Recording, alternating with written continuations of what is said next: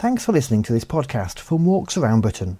For more information, our terms of use, and to click through to see the show notes on our blog with photos, videos and links to related sites, please visit walksaroundbritain.co.uk.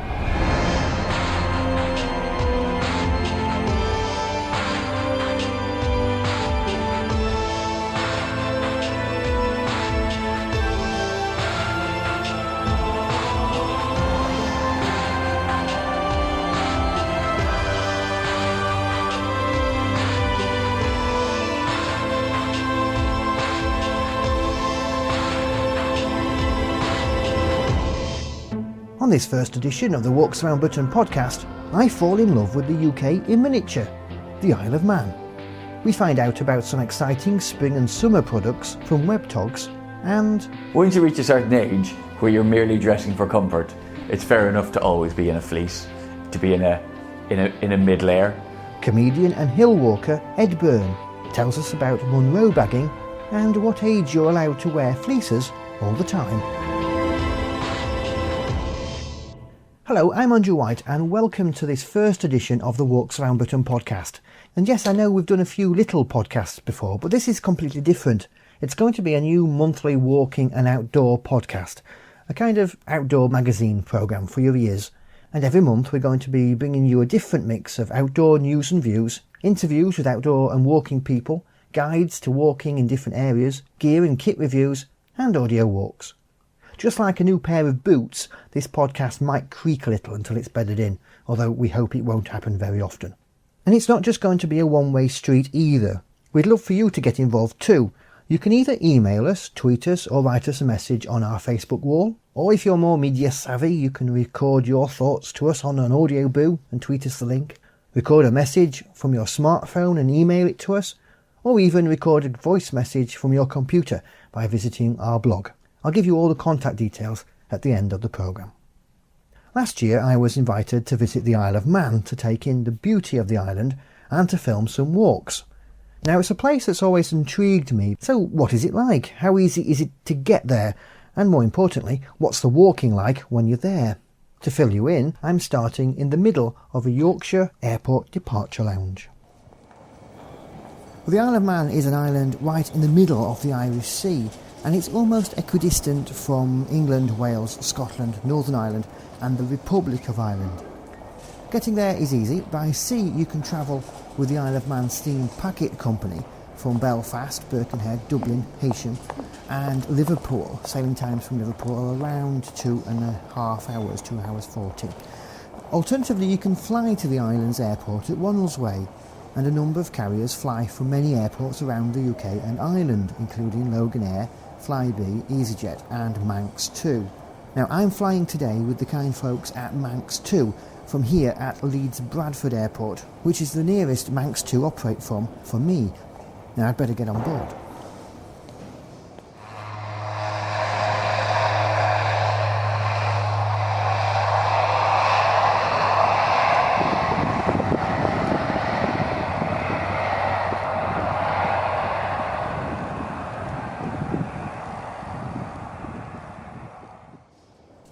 I'm at Ronaldsway Airport now, and it's a lovely compact affair. It's located on the south of the island, and taxis are waiting outside with set fares available to take you to Douglas or to other places on the island. And buses run every hour through the airport between Port Erin and Douglas, and from Douglas you can change for other parts of the island. Or you can hire a car, like I'm doing, directly from the providers at the airport. Now I'm here to film two walks. One is around the historic town of Ramsey in the northeast of the island, and the other is on part of what is the Isle of Man's walking crown jewels, the coastal walk all around the island, called in English the Way of the Gull, and I'm not going to spoil the Manx language by trying to say it in Manx, but there is such a wide variety of walks to do on this island. And to find out more, I caught up with the coordinator of the annual Isle of Man Walking Festival, Mike Salmon, on a bench above a windy Pier harbour. Yeah, the walks vary from town walks. I mean, you can do a walk around Ramsey town, which just covers the outskirts of the town, to the little villages, or into the cliff tops. It's such a wonderful island that you can actually walk from the sea to the mountain in a day. That's how variety, how the terrain changes so much. The nice thing about the mountains or the hills on this island, they're not too big. I mean, we've actually only got one mountain anyway, and that's just over 2,000 foot.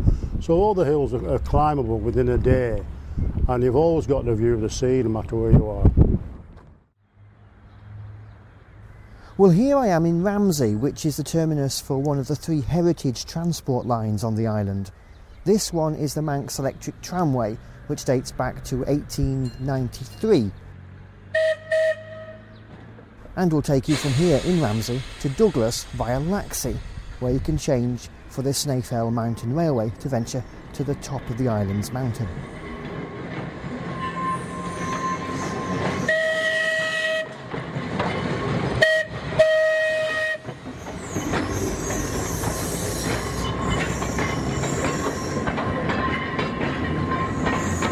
Now on this walk I'm going to see Ramsey's royal connections, as well as one of the island's biggest harbours and a quite impressive beach, so I'd better get on with filming it.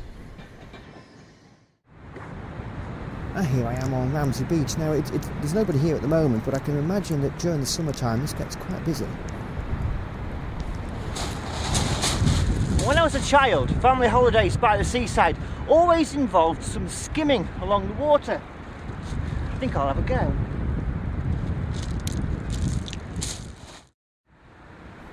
Now I'm filming at the moment in front of a derelict pier. It's called Queen's Pier, and it's an iron pier built in 1886. It's 2,241 feet long, that's 679 metres long, and it was purely designed as a landing point for steamers on the Liverpool, Fleetwood, Belfast and River Clyde routes. And as such it never had any amusements or clubs or theatres like piers around the British coast, although it did have a small cafe at the far end and a horse-drawn tramway. Now the pier got its name when Queen Victoria and Prince Albert docked here in 1847, when heavy seas made it impossible to enter Douglas Harbour. Recovering from seasickness, Victoria remained on the royal yacht, leaving Prince Albert to venture ashore. Now their visit was followed by King Edward VII and Queen Alexandra in 1907. Sadly, since 1979 though, the pier structure has slowly been declining, and in 1991 the cafe was destroyed by fire, and it wasn't long before the whole of the pier was closed. Unfortunately, restoration work is going ahead, as you can probably hear, and there's a link on the show notes to the Friends of the Queen's Pier website if you'd like to have more information. Right, I better crack on, as I've got to film the rest of the walk to the end, which has another royal connection.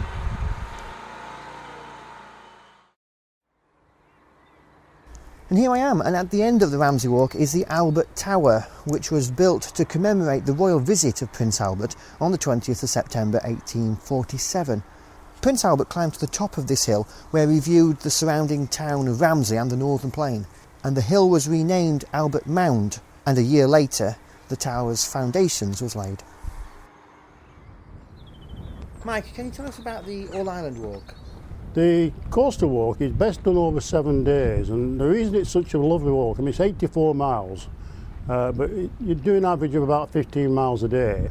It's doable on the public transport, so you've no problem, you don't need a car. And the nice thing about it is every day the terrain is so different. You go from the cliff tops to the beach walking to the lane walking and everything. And that's what makes it such a wonderful attraction. It's a great amount of places to stay en route. Yeah, I mean, everywhere you stop on all the main places, Pier, Port Erin, Ramsey, there's always accommodation. And Jerby, which is the one place that is out of the way, there's actually a lady who has a farm, she'll pick you up and put you up for the night and then take you back the day after. Obviously Douglas is probably the most preferable place because there's more entertainment going on at night and things of that nature. And as I said before, with the coastal footpath, it's achievable by public transport. There and back every day.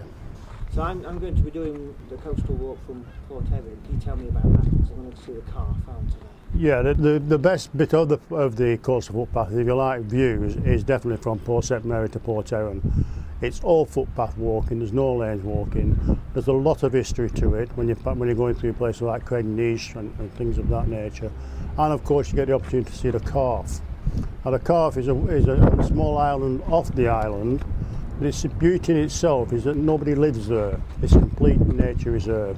And if you do get the opportunity to go onto the Calf, it's only a small boat ride across from Port Erin, well worth the trip. Well, I'm standing on part of the coastal walk between Port St Mary and Port Erin, and I completely understand what Mike was talking about. This is absolutely stunning. The views out to the Irish Sea are simply amazing. We'll put some photos on the show notes, but you really have to wait for our walking video to do it justice, or of course come over to the Isle of Man and discover it for yourself. So what's the best way to come walking on the island? Mike Salmon again. Well, there's two ways they can do it. They can either just come by themselves, pick up a map which will get you around, you won't get lost. But the best way, if you've never been before to the island, is to come on our walking festival. It's run in May every year, and it's a 7-day package holiday. During those 7 days, you enjoy 5 days of walking, all led by experienced walk leaders who will not only just take you on the best walks there is on the island, they'll tell you the history of the island, all about the island, and you don't have to even worry about looking at the map. And because we're bringing people onto the island to the walking festival, we feel that we have to look after them as well. So we don't just take them on a walk and forget them. We actually have night entertainment for them as well. So we have 5 evenings of entertainment. So it's in effect, it's like a full package holiday. And if anybody is interested in that, then just contact the tourist board, because it is one of the best ways you will see this island. That's the brilliant thing about walking, is that it's so social. It is.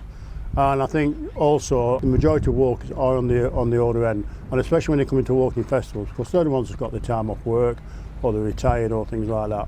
And of course that age period also brings a lot of single people back into life. So it's not those people who have to attract them, we have to attract all sorts. With those in mind, that's what the walking festival was brought about for. And it'll show people all the beauties of the island. It does. I mean, like I say, we have experienced walk leaders, they're all Manx people, they all know the island, they love spending the island, and the thing they best like of all is be able to tell them how nice this island is.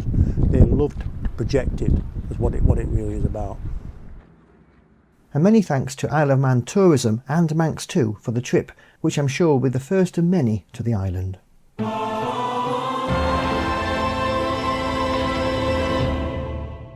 Well, it'll soon be springtime, and the focus will shift onto what the manufacturers are bringing out for the Spring and Summer 2012 range.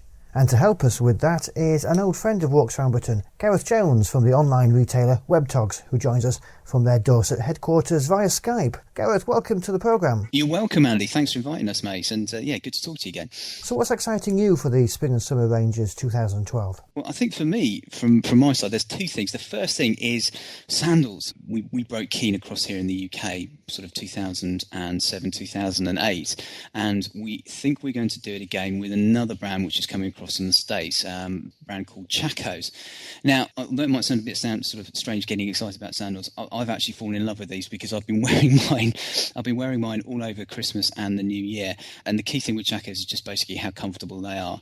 They're an American brand. They're a big bunch of hippies, so they've got a serious attention to all things environmental. They're completely vegan in terms of their manufacturing process.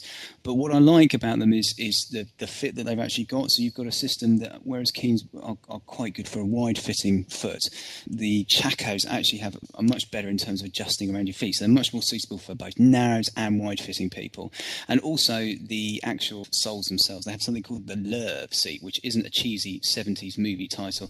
It is actually it's actually sort of the footbed themselves, and they're just brilliant at sort of cradling and making sure your feet stay in one place. So I'm really quite excited about those, and I think we're going to be some of the first to actually have them here in the UK. Well, that sounds very interesting.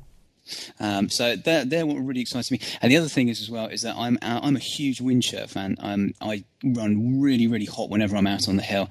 I'm not, although I like my waterproofs for when it comes to winter time. Most of the time I'm running so hot that I don't really need a waterproof. I just need something which is going to keep the wind off my back.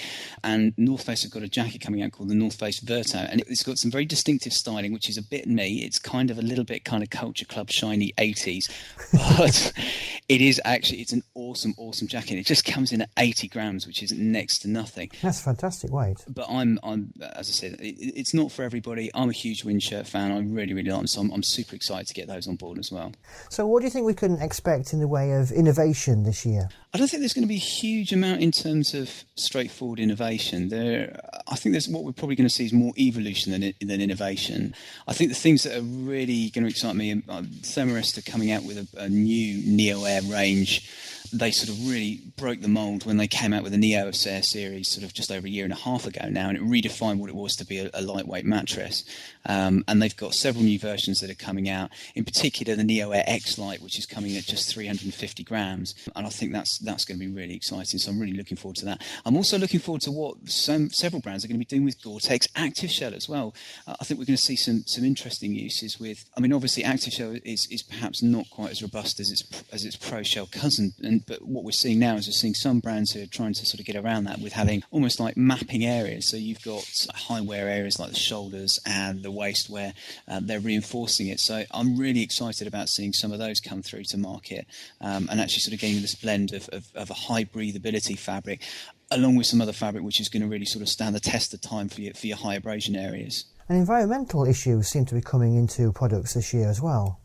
They do indeed, because I think I've only just been sort of reading about it a little bit today as well, but Gore-Tex have got a new fabric which is coming out, I think, which is much more sort of environmentally conscious, but just in terms of the production methodologies for their existing fabrics as well, they're paying much more attention, shall we say. I think based on what Patagonia have done, they've taken the lead from Patagonia and really trying to improve and make sure that the resources that they use don't impact the planet, shall we say. And that is very important. So what kind of gear have you been buying recently?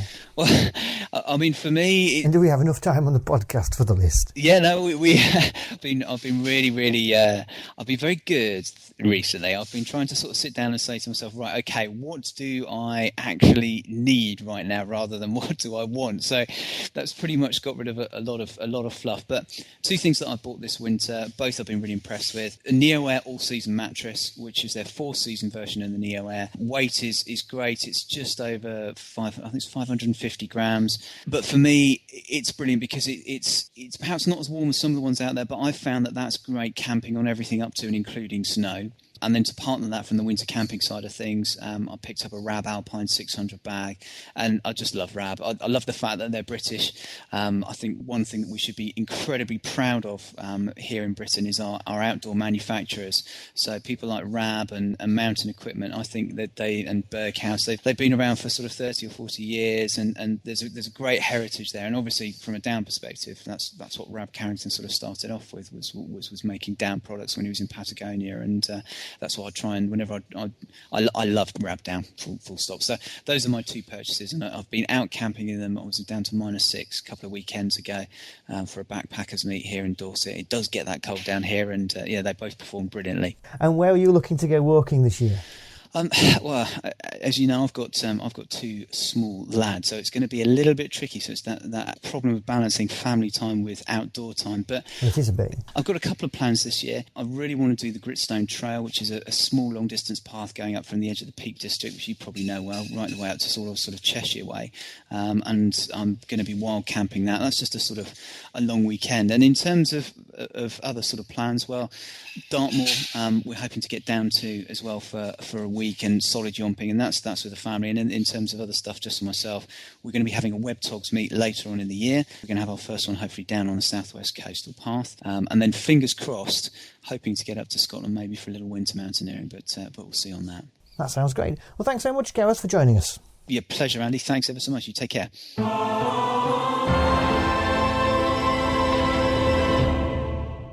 Sounds like it might have been dinner time at Webtogs, didn't it? Now, as far as celebrity walkers go, there isn't anybody funnier than Ed Byrne. He's a master of observational stand-up, and his tours have played to packed venues across the UK and Ireland. But to label him as a comedy walker is grossly unfair. He's a committed Munro bagger with a total far in excess of mine. So just how did he get into hill walking? Well, 15 minutes before he went on stage to do a gig in the splendid Buxton Opera House, he explained how the passion started. I think I originally got into walking, I suppose, although I can't say that I hugely enjoyed it back then, but we had a teacher at our school who ran and who was a qualified mountain leader, and he ran adventure holidays during the summer. So we had one of the few hill walking clubs of any school in Dublin, I imagine. So yeah, my brother did it, and so then I did it, and it was all right. I seem to remember just being quite knackered by the whole thing.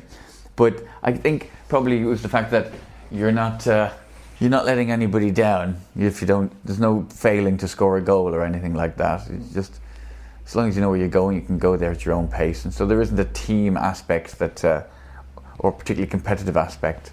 So I think that was having been very bad at all forms of team sport. And I also felt there was a certain pointlessness in you know.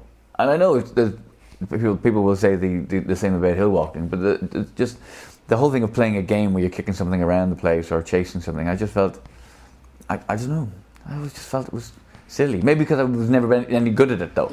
Yeah. Whereas the hill walking, even though it probably doesn't, it always felt like it had a sense of purpose, you know. So when did it develop getting somewhere more seriously then? It wasn't for ages. It was probably about 6 or 7 years ago, not far from here, driving towards my in-laws' place in Derbyshire. And I couldn't even tell you exactly what road we were on, but it was a frosty December, driving through Derbyshire moors and just looking out across this lovely rolling landscape, and just thought, we should go camping, love. We should totally go out, and we should just. I just felt this desire, this amazing urge to go a walk, and so then just decided that that's what we were going to do. And then I think that like the next holiday we went on, we just went to Scotland for a few days and stayed in a hotel for most of it, and just stayed under a tent for one night somewhere near just off the West Highland Way, just outside of Kinlochleven. And that was me then. I just started buying books on Monroe bagging, and just went from knowing very little about it, like literally spelling Monroe wrong when I put it into a search engine, and going, I really thought there'd be more books about Monroe bagging than there are. There's loads of books about Marilyn Monroe. There's hardly anything about the mountains Monroes. And then realised I was spelling it incorrectly. And it just, yeah, I just love it. Do you think it's a bit like Radio 4, you have to grow into it? Yeah, it's definitely not something I could have seen myself spending my 20s doing. Even if future me was to look back on my, visit myself at the age of 21 and go, dude, seriously, you're going to love this in your 30s. You should really start getting into it now so you can be really good at it by then. I'd still go, no, I think I'd rather go out and get drunk and chase women.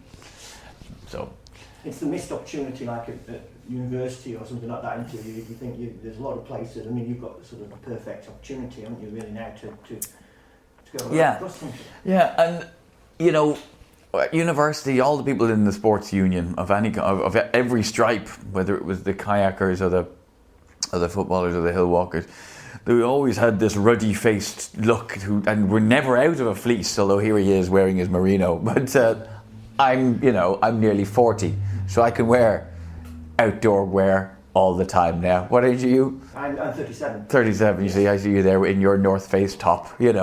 Once you reach a certain age where you're merely dressing for comfort, it's fair enough to always be in a fleece, to be in a mid-layer.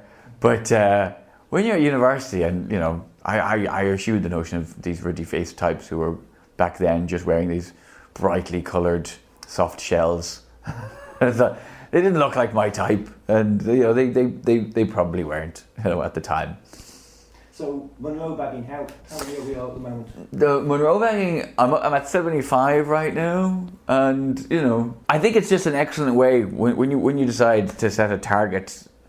Monroe bagging is a great way to then see areas of Scotland that you might not have bothered otherwise, and go and just climb up things that maybe you wouldn't have done otherwise. And I understand people's perspective of sometimes Monroe baggers will end up climbing a more boring hill and eschew a more interesting hill because it hasn't got the Monroe status. And I can completely understand where people are coming from with that. But that's the bell of truth. Whenever I say something, whenever I admit something to myself, then the bell tolls. And I'll admit that there may be certain hills that I haven't as yet bothered to go up, but I plan after I do the Monroes to then next do the Corbetts. I'm doing the Monroes now while I can.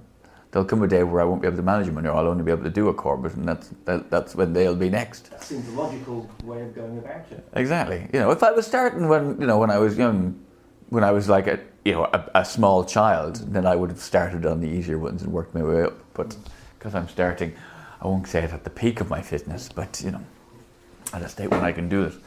And it's just it just gives you it kind of makes you go, right, well, where are we going to go this weekend? And it just gives you a target to sort of aim for, rather than just aimlessly going, well, let's just go for a walk. And plus, you know, you always go and, if there's a corporate or anything like that nearby, or even just another top, you generally go and pick it off. I'm still a collector, I'm still a ticker, you know. So is there anywhere that's really grabbed your fancy that you've seen, or that you haven't gone yet? Obviously the Coolin Ridge and the Isle of Skye I haven't done yet. I'm looking forward to doing it. I've done Blaven, but I haven't done the Coolins, although it made it look like I had when I did 3 Men in a Boat. But actually when I was up there I was just doing Blaven, was the only one I was knocking off. Didn't have time to tackle any of the Coolin Ridge because I was too busy filming 3 Men in a Boat. It takes a long time, doesn't it? Yeah. So, you know, that's obviously a big one that I'm looking forward to. And, you know, I really, you know, there's quite a few of the sort of multi-day ones where where you wild camp that I'm looking forward to. Fisherfield would be another one. But then at the same time, I haven't really explored. There's a lot of places now that I've just sort of popped into while I've been doing stuff for like the Great Outdoors or other, you know, I met up with some guys when I did a thing for country walking, and, you know, I haven't really spent as much time as I maybe ought or should. You're just, you know, tackling the Wainwrights even, you know, that sort of thing. So, but I think, you know, Scotland will certainly keep me busy for the next 10 years anyway. And does any of the long trails and the cost, you know, the coast to coast and all that, does that appeal to you? Yeah, do you know what I really is my aim at some point is the watershed of Scotland. I have that book Ribbon of Wildness, which is a great book about it's an 8-week walk. But that's quite a challenge. I haven't really done that many long distance walks. The only really long distance walk I've done was the oat route, the Chamonix to Zermatt, European oat route, which I loved. It was just fantastic time, and I'd love to do one of those again. And maybe something like the watershed. Maybe if I suppose I could do it in sort of week-long or 2-week-long sort of stints. Yeah. That still feels like cheating, doesn't it? You've got to really do it in one go. Yeah, exactly. I don't really have time. I mean, the West Highland Way is a notion, but a few people have said that if you're really into hill walking, that the West Highland Way isn't. You just spend a lot of time on, you know, not actually going up any hills. No.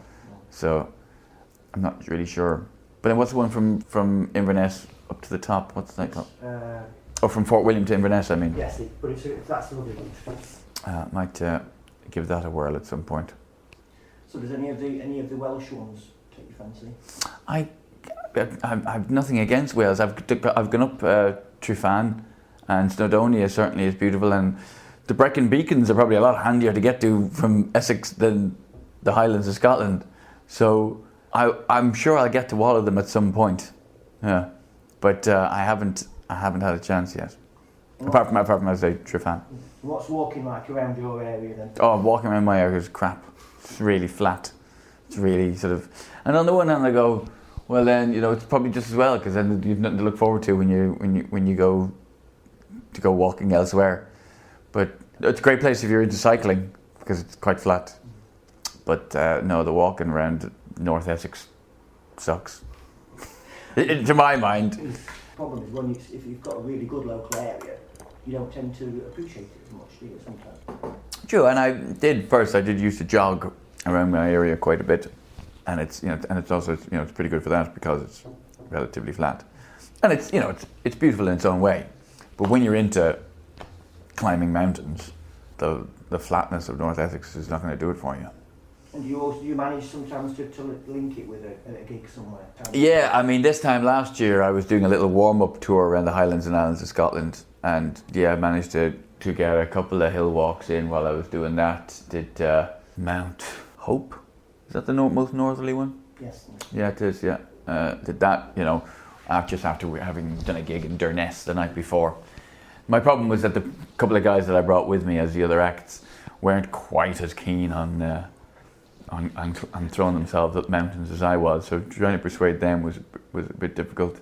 And then also, having just done, or the day before we did a gig in Kingussie. We went up a hill called Malcuich, which it was a bad day to bring novice hill walkers out because the weather was terrible, and Mount Malcuich just loads of false summits, just loads. And I'm doing that thing, and I'm kind of looking at the map a bit, but I'm like, it'll be just definitely. I was expecting them were there, and then it just never was.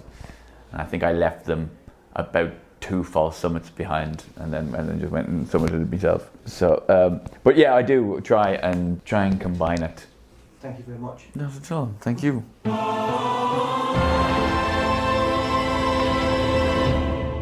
I promised you all our contact details at the start, so if you'd like to get in